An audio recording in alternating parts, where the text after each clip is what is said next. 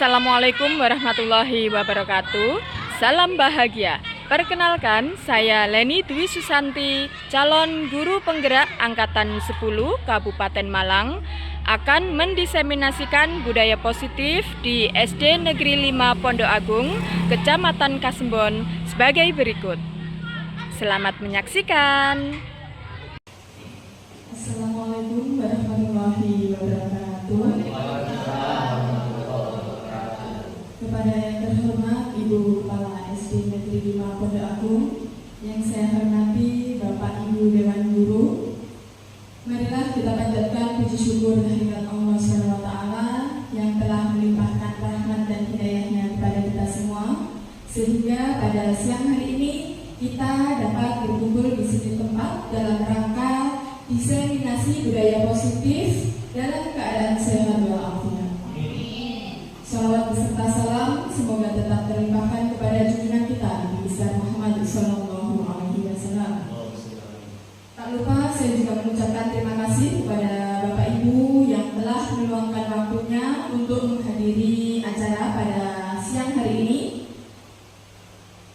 Semoga acara ini nanti lancar, tiada halangan suatu apapun. Maka marilah kita berdoa menurut agama dan kepercayaan masing-masing.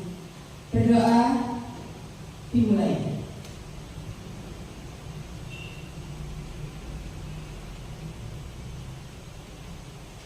Terima kasih. Bapak Ibu yang berbahagia, pada siang hari ini saya akan mendiseminasikan budaya positif. Adapun latar belakang dari kegiatan saya hari ini yaitu salah satu upaya untuk mengimplementasikan filosofi Ki Hajar Dewantara, yaitu dengan memberi kesempatan kepada siswa untuk belajar dan mengembangkan dirinya sesuai dengan bakat dan minatnya. Guru berkewajiban menuntun, memberi teladan supaya siswa tidak kehilangan arah. Budaya positif merupakan perwujudan dari nilai atau keyakinan universal yang diterapkan di sekolah. Untuk menerapkannya dibutuhkan peran dan nilai dari seorang guru. Untuk menerapkan budaya positif, seorang guru harus mampu menjadi pemimpin pembelajaran yang memiliki nilai yang berpihak pada murid, mandiri, kreatif, inovatif, kolaboratif. Untuk mewujudkan budaya positif tersebut, guru tidak bisa berjalan sendiri. Mereka membutuhkan dukungan dan perlu berkolaborasi dengan teman sejawat serta semua stakeholder yang ada di sekolah kita ini. Dan adapun tujuan kegiatan pada hari ini yang pertama yaitu pengimbasan untuk menumbuh kembangkan budaya positif di sekolah. Itu yang pertama. Yang kedua, menciptakan siswa yang memiliki kesadaran internal dalam melaksanakan budaya positif. Dan yang ketiga adalah mewujudkan visi sekolah.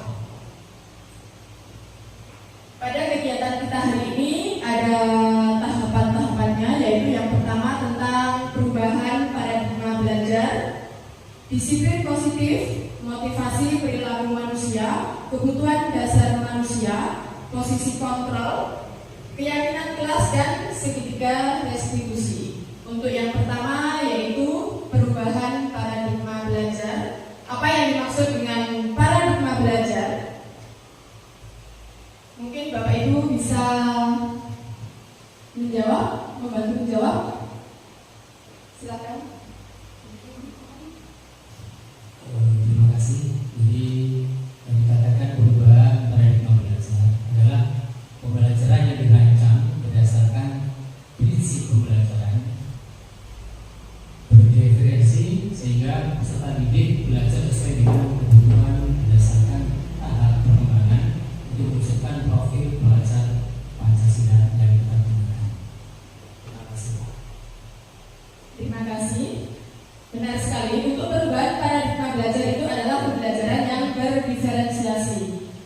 Untuk melaksanakan itu, kalau dulu kita pembelajaran mungkin hanya berpusat pada guru atau teacher center. Nah, sedangkan sekarang di era sekarang ini kita harus pembelajaran berpusat pada peserta didik.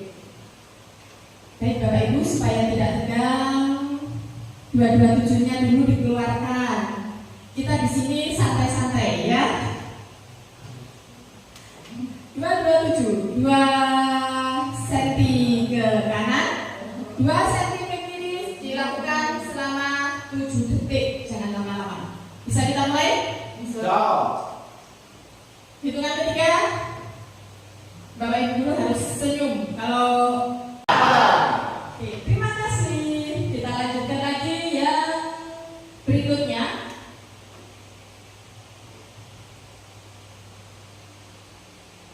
Yaitu disiplin positif.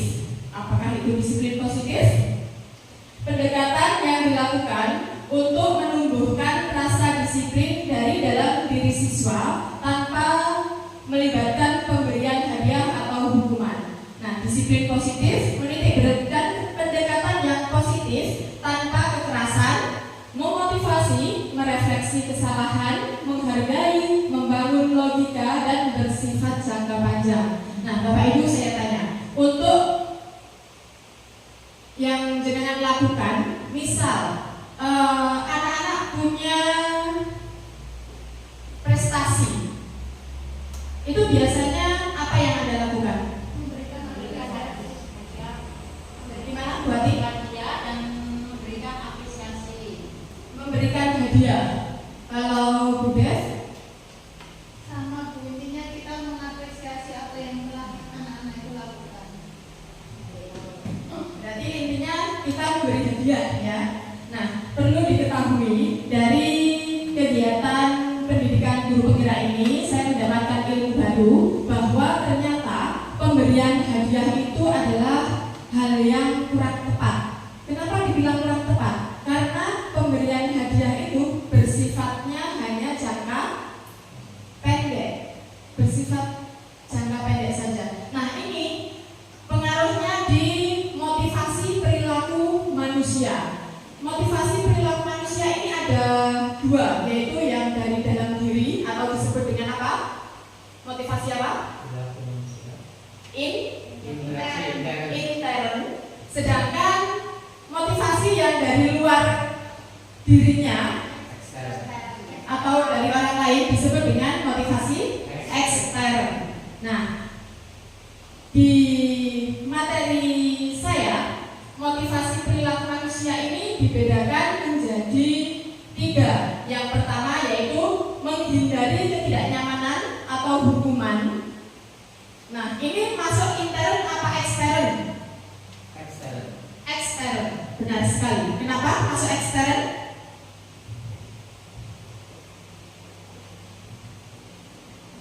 Menghindari ketidaknyamanan atau hukuman termasuk ekstern. Kenapa? Karena Tidak tumbuh dari keinginan dirinya sendiri. jawaban bagus. Karena motivasi itu tidak karena untuk dirinya sendiri, tapi berhubungan dengan lingkungan luar. ya, terima kasih sudah mewakili jawaban yang luar biasa sekali. Benar, menghindari ketidaknyamanan atau hukuman bersifat eksternal karena berasal dari luar atau bukan dari dirinya sendiri. Contohnya saja, anak mematuhi peraturan yang ada di sekolah karena mereka takut dihukum. Nah, itu adalah contoh dari eksternal. Waduh, saya lupa nggak bawa topi. Nanti waktu upacara pasti saya kena hukuman. Nah, itu berarti mereka merasakan ketidaknyamanan, takut, ada rasa khawatir untuk mendapat hukuman atau sanksi. Kemudian yang kedua, adanya rasa ingin mengharapkan imbalan atau pengharapan penghargaan dari orang lain. Contohnya,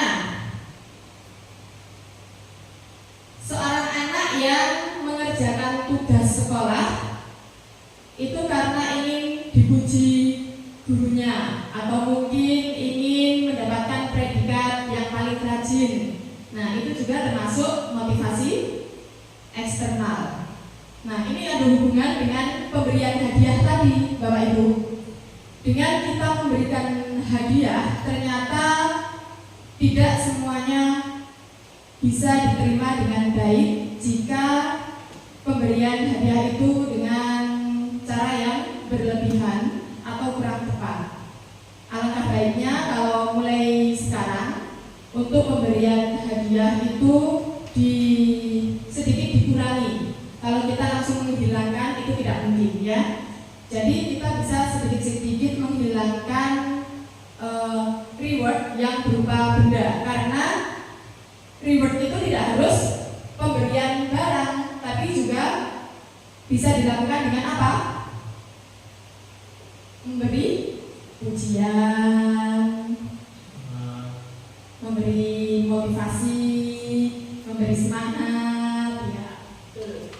Untuk yang ketiga, yaitu menjadi orang yang mereka inginkan dan menghargai diri sendiri dengan nilai-nilai yang diyakini dan dipercaya.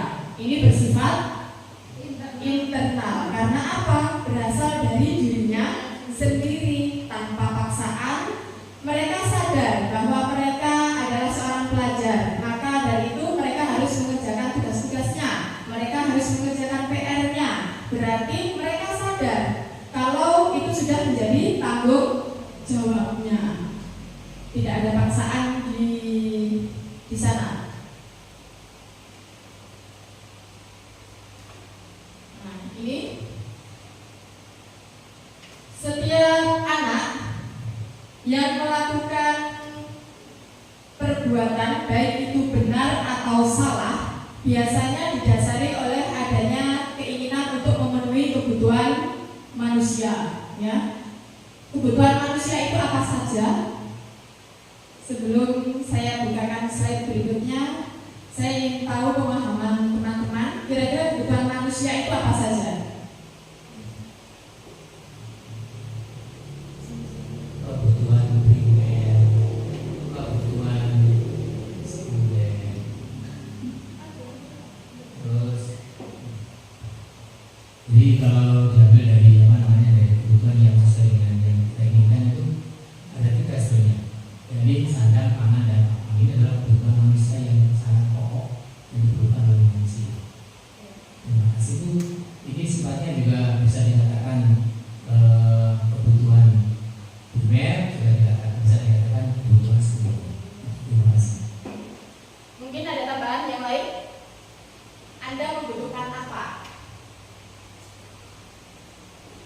Vera, membutuhkan apa? Membutuhkan apa? Coba. Sayang, perhatian, cie-cie.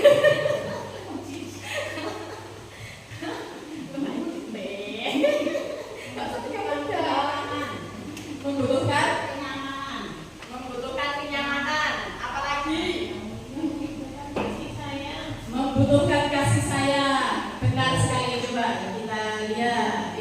Untuk kebutuhan dasar ada 5. Yang pertama yaitu kebutuhan untuk bertahan hidup, seperti yang disampaikan Bapak Arif Zailani tadi, bahwa manusia itu membutuhkan sandang, pangan, dan papan.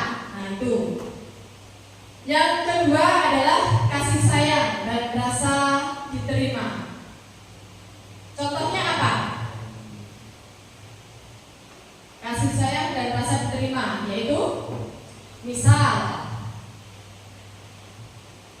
anak lagi ini, siswa yang melakukan kesalahan biasanya didasari atau dilatar belakangi dengan apa? Kalau menurut pengalaman Bapak Ibu,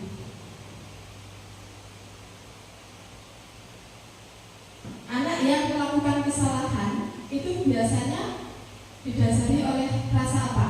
Ingin mencari apa? Ingin mendapatkan perhatian, ingin mendapatkan simpati dari temannya, mungkin seperti itu ya. Nah, biasanya kita juga sering tanya ke mereka apa yang mereka lakukan, kenapa mereka melakukannya. Nggih napa boten? Nah, itu kita bisa tahu di sana bahwa ternyata anak yang entah itu berbuat baik atau buruk, biasanya mereka ada keinginan untuk memenuhi kebutuhan manusia, yaitu salah satunya adalah ingin mendapatkan kasih sayang, ingin diterima, ingin mendapatkan pengakuan. Ya, benar sekali. Kemungkinan mereka yang melakukan kesalahan bisa jadi di rumah kurang mendapatkan perhatian, sehingga di sekolah mereka mencari perhatian dengan cara mengganggu temannya atau mungkin membuat masalah yang lain. Untuk yang ketiga yaitu penguasaan. Dan penguasaan di sini sangat wajar sekali. Saya rasa kita semua memang kadang punya rasa untuk berkuasa, ya pada tidak lain dengan peserta didik kita. Mereka juga ingin memiliki kekuasaan. Nah, kalau sudah seperti itu, apa yang bisa kita lakukan? Bagaimana cara kita untuk memberi kekuasaan kepada mereka? Contohnya dengan memberi tanggung jawab sebagai ketua kelas atau pengurus kelas. Nah, itu nanti mereka di sana akan merasa lebih dihargai, akan merasa lebih punya kekuasaan, sehingga meningkatkan tanggung jawab mereka untuk menjadi yang terbaik di antara teman-temannya. Yang keempat yaitu kebebasan. Kita setiap kali melakukan pembelajaran selalu melaksanakannya di mana, Bu? Di kelas, di dalam kelas. Nah, biasanya anak-anak merasakan jenuh, merasa bosan. Apa yang bisa kita lakukan supaya mereka memiliki kebebasan, supaya mereka bisa mengeksplor diri?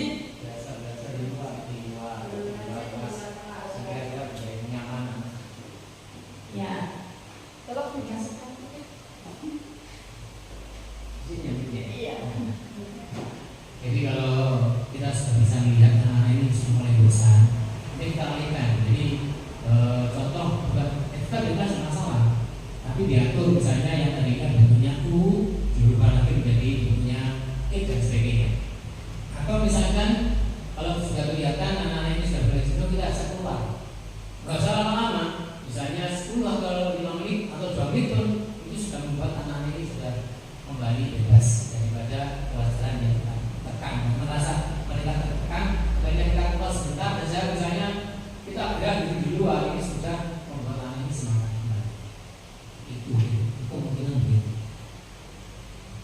Terima kasih. Beri aplaus dulu untuk jawaban yang luar biasa. Yang terakhir yaitu kesenangan. Nah, kalau sudah diajak keluar kelas, diajak mengeksplor diri di luar, anak-anak akan merasa senang karena di sana mereka bisa bermain sambil belajar. Itu ya Bapak Ibu. Nah, untuk memberi atau memenuhi kebutuhan manusia itu tadi, kita sebagai pendidik itu harus mempunyai posisi kontrol. Nah,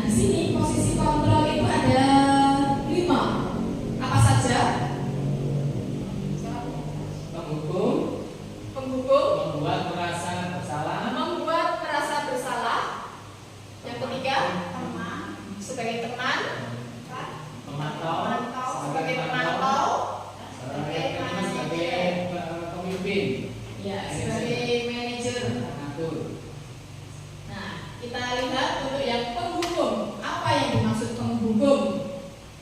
Guru berperan sebagai apa?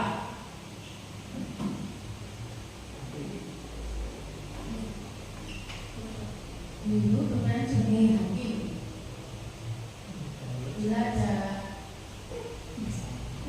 murid yang buat kesalahan, kita wajib menghukum. Karena menghukumnya bukan pembunuhan berat. Terima kasih.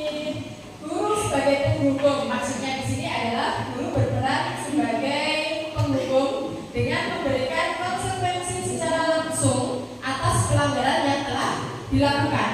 Sebagai contoh, siswa yang pada hari Senin terlambat untuk mengikuti upacara bendera. Nah, posisi kontrol kita sebagai penghukum, apa yang Bapak Ibu lakukan?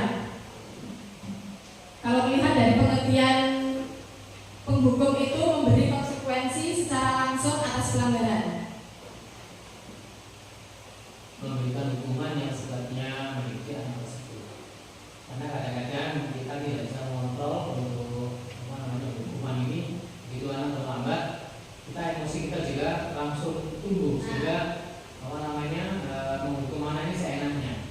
Padahal ini kurang benar. Harusnya tetap kita berikan konsekuensi hukuman karena dia bisa membedakan antara anak yang rajin dengan anak yang terlambat. Tetap diberikan hukuman tapi sifatnya mendidik. Ya, jawaban yang luar biasa. Terima kasih untuk respon dari guru berperan sebagai penghukum. Jadi anak-anak melakukan kesalahan langsung diberi tindakan atau sanksi, gitu ya. Nah, selanjutnya membuat merasa bersalah. Anak yang tadi yang melakukan pelanggaran tadi membuat merasa bersalah. Nah, di sini posisi kita adalah membantu murid untuk merenung dan merasa bersalah. Posisi ini menyebabkan siswa merasa kecewa karena sudah melakukan kesalahan. Seperti itu. Jadi bisa kita dengan mengucapkan kenapa kamu kok sampai terlambat? Sikapmu seperti ini benar apa salah? Nah, gitu ya. Sehingga kita bisa memunculkan perasaan bersalah pada diri anak. Yang ketiga, sebagai teman.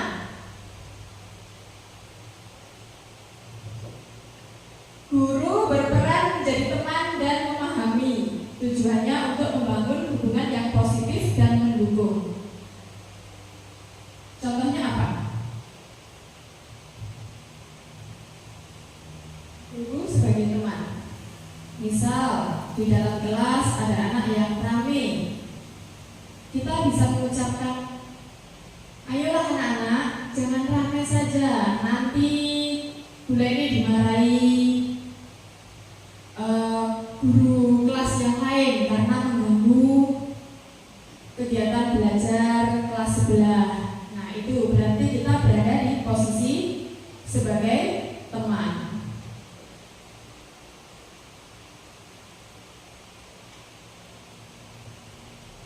Yang keempat, sebagai pemantau. Apa itu pemantau? Coba Pak Wawan. Ya, guru di sini sebagai pemantau itu maksudnya adalah guru memantau perilaku murid. Hal ini dapat memudahkan mengamati perubahan siswa dan guru memberikan umpan balik atau sejenis refleksi itu. Terima kasih. Bisa memberi contoh? Contoh guru sebagai pemantau. Siswa yang melakukan pelanggaran atau tidak mengerjakan PR, dia ditanya kenapa tidak mengerjakan PR. Nah, kemudian apa konsekuensi jika hari ini kamu tidak mengerjakan PR? Si anak tersebut menjawab, nanti saya kerjakan waktu jam istirahat, Bu. Nah, berarti dia sedang ingin bertanggung jawab atas tanggung jawab yang sudah dilalaikannya, sehingga dia mengorbankan jam istirahatnya untuk mengerjakan tugas yang seharusnya sudah dikerjakan. Nah, di situ guru menjawab, baiklah, nanti jam istirahat silahkan dikerjakan, ibu tunggu sampai selesai. Nah, itu namanya kita berada di posisi pemantau.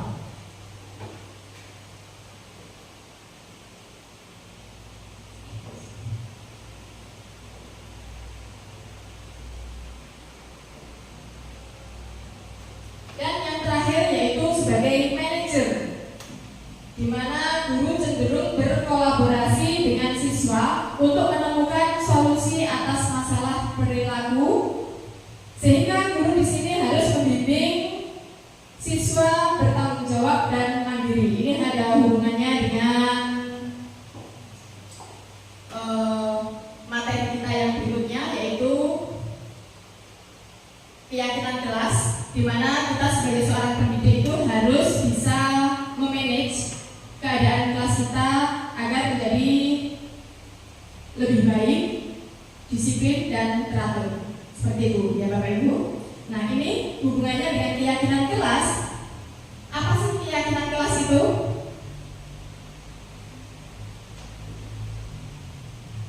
Jadi pernyataan yang bersifat universal dan dibuat dengan kalimat yang positif. Ini sebelum kita melakukan belajar ini memberikan pernyataan rencana. Nanti pada saat berkonsekuensi dengan selanjutnya. Jadi kalau kamu nggak mengerjakan, maka konsekuensinya seperti ini. Tapi ini sifatnya adalah kalimat yang sifatnya positif, sehingga anak ini bisa belajar dengan baik. Terima kasih untuk penjelasan tentang keyakinan kelas tersebut. Nah, di sini keyakinan kelas itu dibuat oleh siapa? Bersama-sama, benar sekali. Keyakinan kelas harus dibuat bersama-sama, yaitu antara guru dengan siswa, di mana siswa ditanya atau diminta untuk menyampaikan ide-ide kelas kita ini mau diapakan. Supaya kelas kita nyaman, kelas kita harus seperti apa.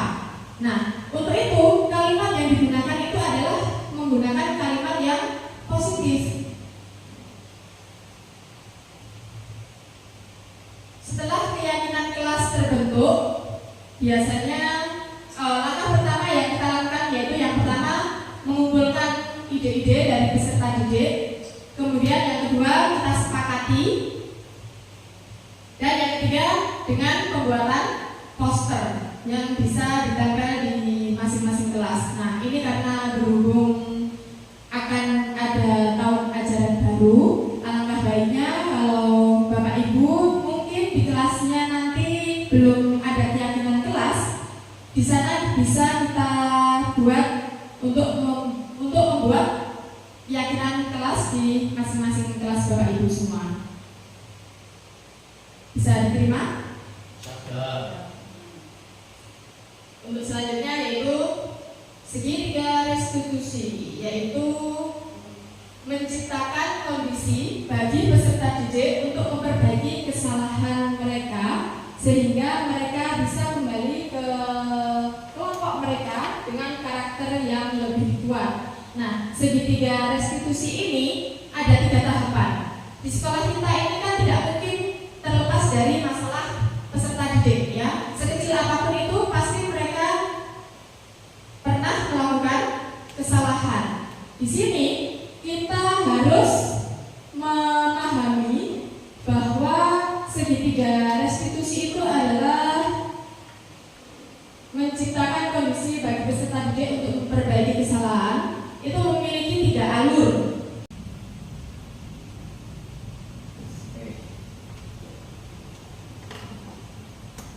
Segitiga restitusi itu ada 3. Yang pertama yaitu menstabilkan identitas, di mana kita bisa mengucapkan jika peserta didik kita melakukan kesalahan, kita bisa mengucapkan dengan kata setiap orang pasti pernah melakukan kesalahan, atau kamu bukan satu-satunya yang pernah melakukan kesalahan. Manusia tidak ada yang sempurna. berbuat salah. Nah, dengan kata-kata yang seperti itu maka akan memunculkan rasa percaya diri lagi kepada peserta didik. Itu adalah menstabilkan identitas. Yang kedua, validasi tindakan yang salah. Anak yang melakukan kesalahan ditanya, kenapa kamu melakukan perbuatan tersebut? Yang dimaksud di situ adalah kita ingin tahu alasannya apa. Dan yang ketiga yaitu menanyakan keyakinan. Nah, kalau kita tadi sudah membuat keyakinan kelas, kita kembalikan lagi ke anak-anak. Kira-kira anak tersebut atau kamu melanggar atau kamu tidak sesuai dengan kesepakatan kelas yang mana? Kalau contohnya anak tidak mengerjakan PR, berarti di sana dia melanggar apa? Kesepakatan kelas yang apa? Itu kita tujukan kepada kebajikan universal. Kebajikan universal itu adalah contohnya itu seperti tanggung jawab yang sudah dimasukkan di dalam profil pelajar Pancasila. Itu adalah kebajikan universal. Contohnya bersyukur, jujur, disiplin, tertib, nah seperti itu. Jadi jika anak melakukan kesalahan, kita tanyakan kembali ke keyakinan kelas yang sudah mereka sepakati itu tadi. Dari sini ada yang ditanyakan?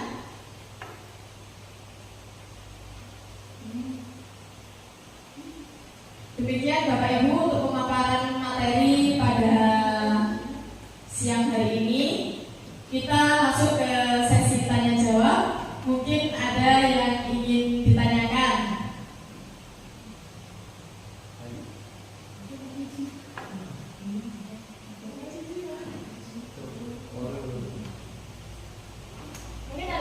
Mungkin dari Bapak Ibu ada yang ingin memberi tanggapan dari pemaparan materi yang saya sampaikan. Silahkan.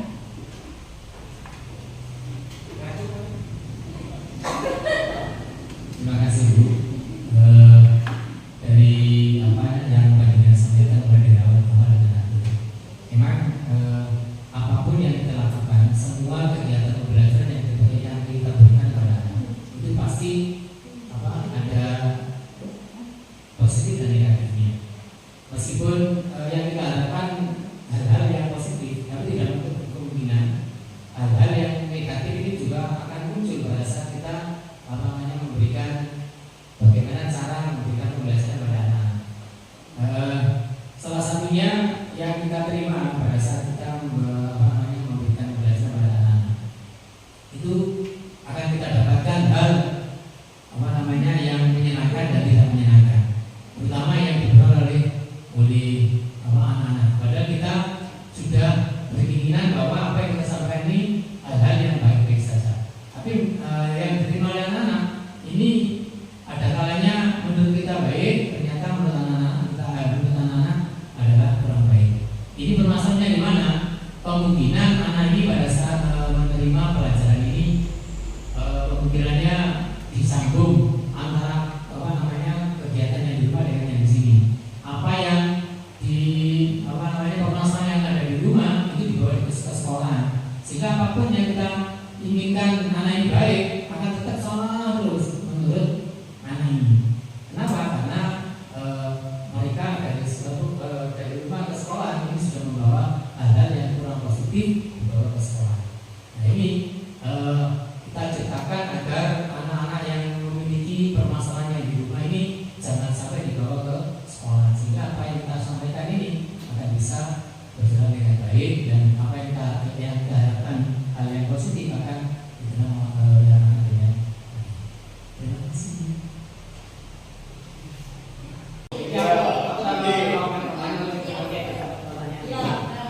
Terima kasih untuk tanggapan yang diberikan, sangat luar biasa sekali. Semoga dengan pemaparan materi saya ini tadi tentang disiplin positif, semoga bisa membawa anak-anak menerapkannya baik di sekolah dan dibawa lagi ke rumah.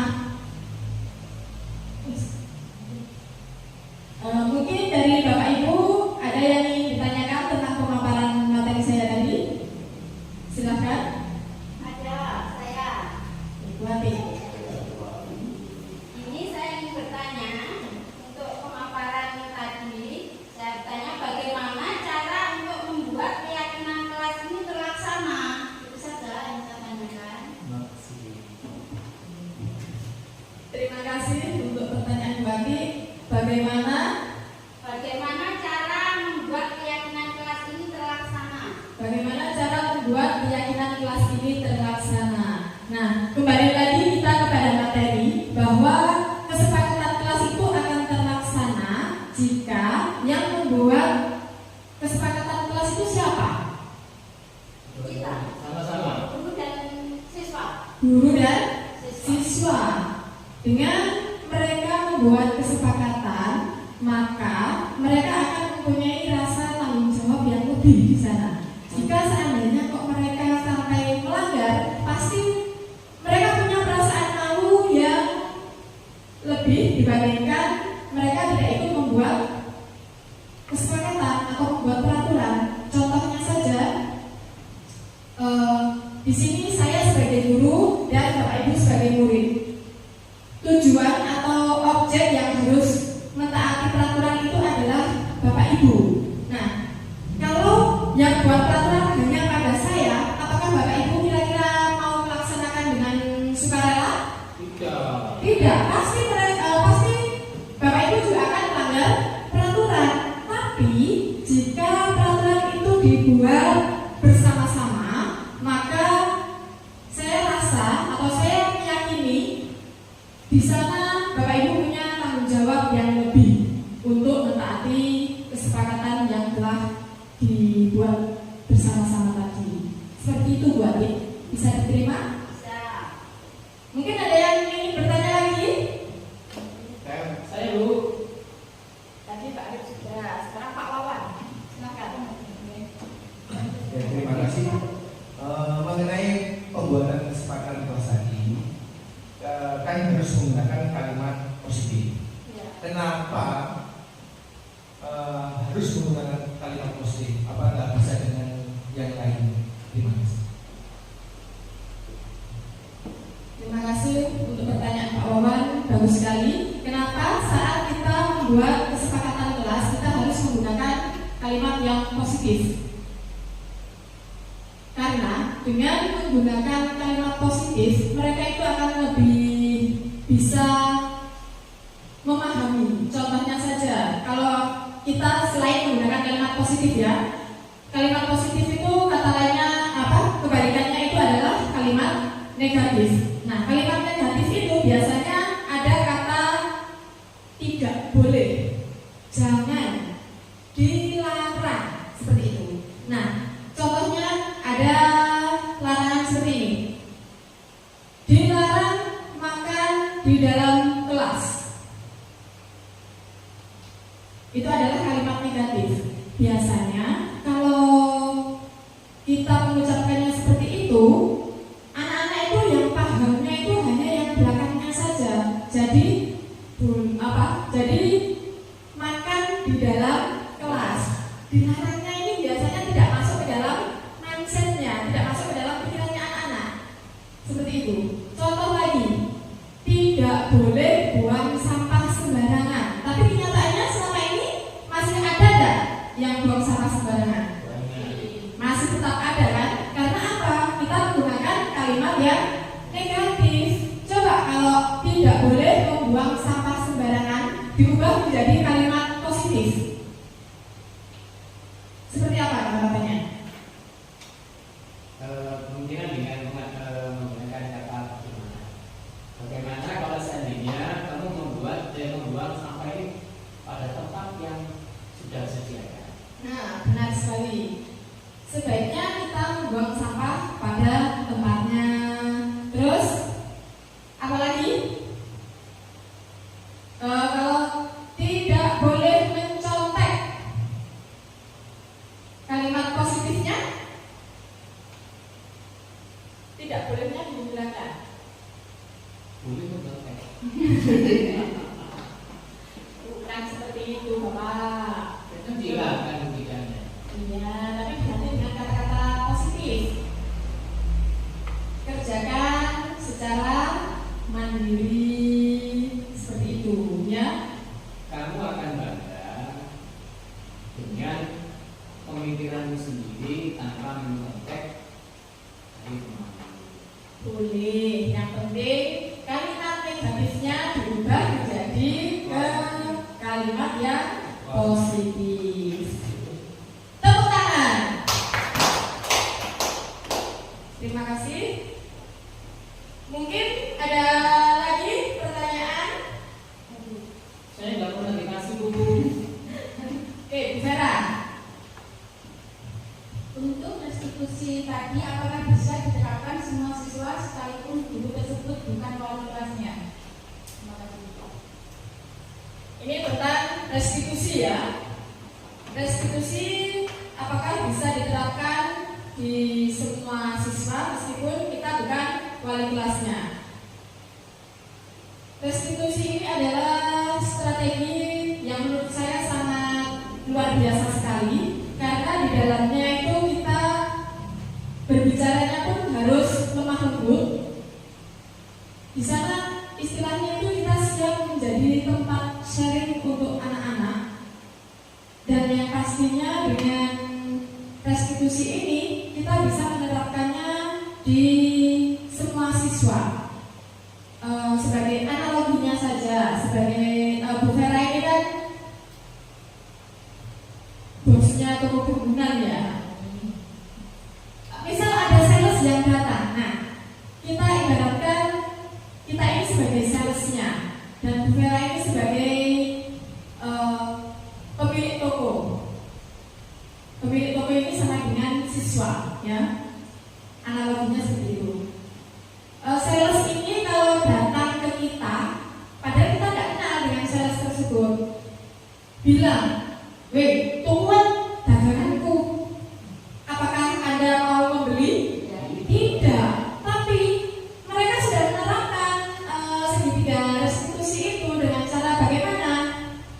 Bicaranya ya sopan, lemah lembut. Nah, itu nanti dengan cara menawarkan barangnya baik-baik, maka kita akan mau mendengarkan, bahkan kita juga akan memberi interaksi ya, imbal balik ke sales tersebut dengan cara yang baik pula. Nah, ini sama dengan segitiga restitusi itu tadi. Meskipun kita tidak mengenal atau kurang paham dengan si anak, tapi kalau kita menerapkan segitiga restitusi ini dengan gaya yang atau kata-kata yang lemah lembut, pasti mereka juga akan mau bercerita apa masalahnya, kemudian kenapa kok sampai melakukan kesalahan tersebut.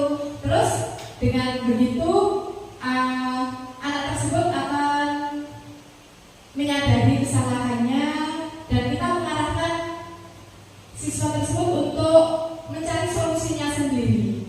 Nah, dari situ nanti akan tercipta tujuan dari restitusi, yaitu mengembalikan rasa kecewa anak dengan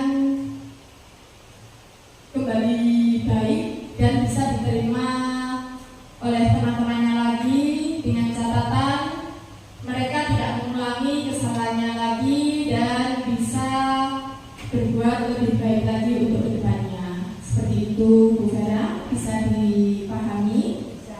Oke, terima kasih untuk pertanyaan-pertanyaan Bapak Ibu yang luar biasa pada siang hari ini. Semoga dengan kegiatan di siang hari ini bisa menambah pengetahuan kita tentang budaya positif yang bisa kita laksanakan dengan baik di sekolah kita ini, sehingga bisa memberikan dampak positif pula bagi kualitas pendidikan di SD Negeri 5 Pondok Agung. Untuk itu, jika kegiatan hari ini banyak kekurangan, saya mohon maaf yang sebesar-besarnya, dan saya akhiri. Wabillahi taufiq wal hidayah. Wassalamualaikum warahmatullahi wabarakatuh. Waalaikumsalam.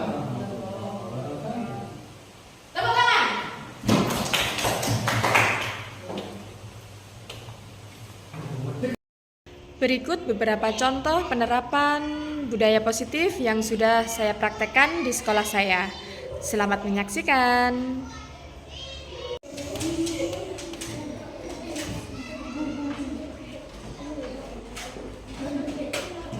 Assalamualaikum warahmatullahi wabarakatuh.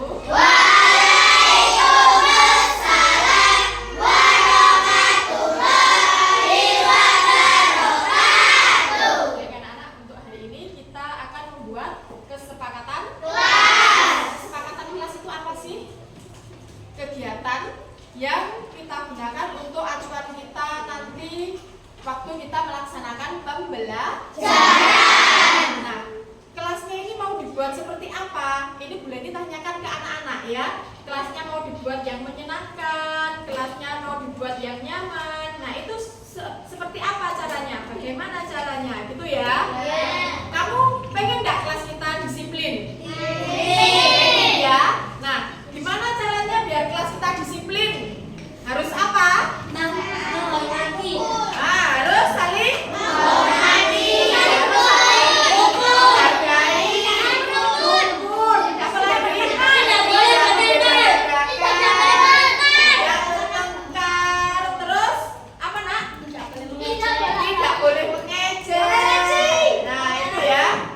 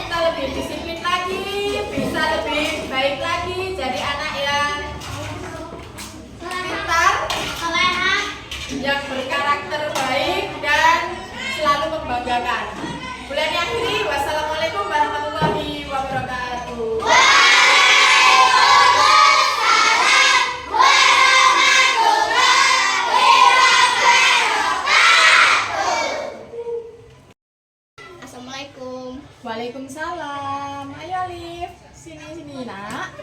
Gimana kabarnya? Baik, Bu. Sehat ya? Ya, Alif tahu nggak kenapa hari ini bulan dipanggil ke sini? tidak tahu, Bu. Gini ya Alif, tadi Buleni dapat info dari guru bahasa Jawa. Katanya Alif tidak mengerjakan PR. Apa benar? Benar, Bu. Kenapa kok Alif tidak mengerjakan PR? Karena tadi malam saya ketiduran, Bu, terus lupa mengerjakan PR. Oh gitu. Maaf ya, Bu, kalau salah. Enggak apa-apa Alif, semua orang pasti pernah melakukan kesalahan. Begitu juga dengan teman-temanmu, tidak hanya Alif saja, mungkin temanmu juga ada yang tidak mengerjakan PR. Nah, kira-kira kalau tidak mengerjakan PR ini, kesepakatan kelas apa yang tidak sesuai? Apa? Katakan tanggung jawab. Tanggung jawab. Berarti kalau tidak mengerjakan PR, Alif kurang tanggung jawab. Nah, kalau sudah tahu seperti itu, solusinya apa? Pulang sekolah mengerjakan PR. Pinter sekali. Kalau pulang sekolah, PR-nya langsung dikerjakan ya. Soalnya kalau dikerjakan malam-malam lagi, Alif pasti ngantuk lagi atau bahkan lupa lagi. Iya apa enggak? Ya, Oke, berarti Alif harus rajin ya belajarnya. ya, Bu. Alif di rumah sama siapa? Sendirian, Bu. Sendiri. Nah terus kalau ada PR siapa yang dampingi Alif? Saya punya HP, Bu. Oh punya HP. Berarti kamu bisa cari-cari HP di bisa cari-cari pelajarannya di HP gitu ya? Ya, Bu. Oke. Orang tuamu kemana nak? Kerja, Bu. Oh kerja. Berarti kalau seperti itu sebenarnya Alif sudah mandiri, sudah pinter. Cuma harus ditingkatkan lagi untuk tanggung jawabnya ya. Kalau punya PR harus Kerjakan. dikerjakan. Baik Alif, janji sama Buleni untuk Janji, Bu. mengerjakan PR ya. Ya, Bu. Oke. Kalau sudah seperti itu boleh Alif kembali ke kelas lagi. Makasih ya nak ya. Ya, Bu. Oke. Assalamualaikum. Waalaikumsalam. Assalamualaikum warahmatullahi wabarakatuh. Perkenalkan, nama saya Ali Hamzah Aliansyah. Saya siswa dari kelas 3 SD 5 Pondok Agung. Saya melakukan kesalahan yaitu tidak mengerjakan PR. Saya diberi nasihat oleh Bu Leni untuk lebih giat lagi belajarnya. Saya senang karena tidak dihukum. Terima kasih Bu Leni. Wassalamualaikum warahmatullahi wabarakatuh. Assalamualaikum. Waalaikumsalam. Ayo sini Naila. Gimana kabarnya? Baik. Sehat ya? Iya. Naila, tahu nggak kenapa hari ini Buleni dipanggil ke sini? Tahu. Gini ya Naila, kemarin Buleni dapat info dari teman-temanmu saat pelaksanaan Jumat bersih. Katanya kamu marah-marah. Apa benar? Iya, benar. Kenapa? Kok marah-marah? Coba cerita sama Buleni. Kemarin pas Jumat bersih loh, Bu, anak teman-teman itu disuruh Jumat bersih nggak mau, disuruh nyapu juga mau, disuruh nyiram kembang juga nggak mau. Oh gitu, berarti kamu minta teman-temanmu itu sebenarnya untuk bantu bersih-bersih gitu ya? Iya. Tapi mereka menolak, nggak mau, main-main aja. Iya, lari-larian. Oh lari-larian. Terus apa lagi? Kenapa lagi kok sampai kamu marah? Saking emosinya kamu apakan mereka? Padahal saya dorong. Oh Farel kamu dorong, nangis nggak? Nangis. Oh iya, ya enggak apa-apa Naila. Memang kamu sedang jengkel ya, kamu sedang emosi, jadi sampai dorong temanmu. Memang setiap orang itu pasti punya kesalahan.